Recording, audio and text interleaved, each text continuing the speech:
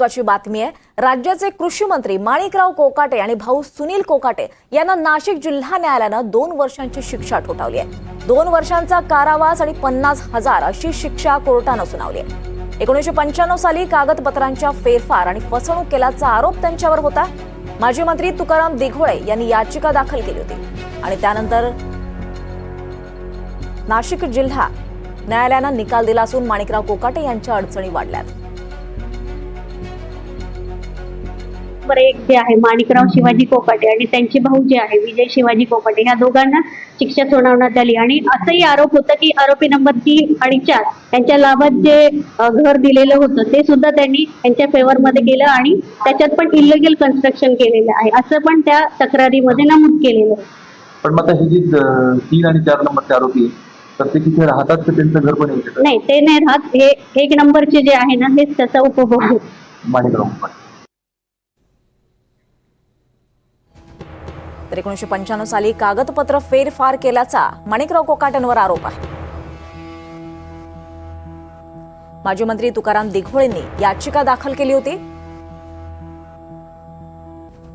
1995 ते 97 पर्यंत 10% कोट्यातून घर घेतल्याचा आरोप त्यांच्यावर आहे।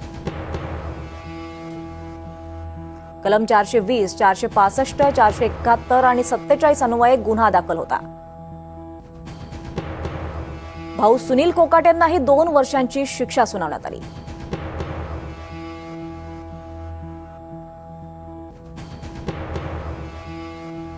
यावर अधिक माहिती घेऊयात। आपल्यासोबत आपले प्रतिनिधी प्रांजल कुलकर्णी आहेत। प्रांजल, माणिकराव कोकाटेंना ज्या प्रकरणात ही शिक्षा सुनावण्यात आली आहे नेमकं हे प्रकरण काय आहे आणि त्यांच्या आमदारकीवर याचा परिणाम काय होऊ शकतो?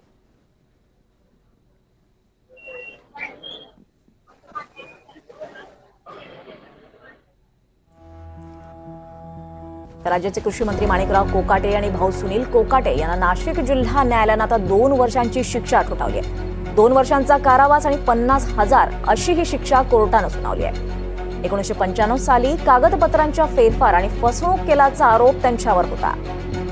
माजी मंत्री तुकाराम दिघोळे यांनी या संदर्भात याचिका दाखल केली होती आणि त्यानंतर नाशिक जिल्हा न्यायालयानं हा निकाल दिलाय। त्यामुळे आता माणिकराव कोकाटे यांच्या अडचणी या वाढल्या आहेत। माणिकराव कोकाटे आणि त्यांचा भाऊ सुनील कोकाटे या दोघांनाही नाशिक जिल्हा न्यायालयानं 2 वर्षांची शिक्षा ठोठावली आहे।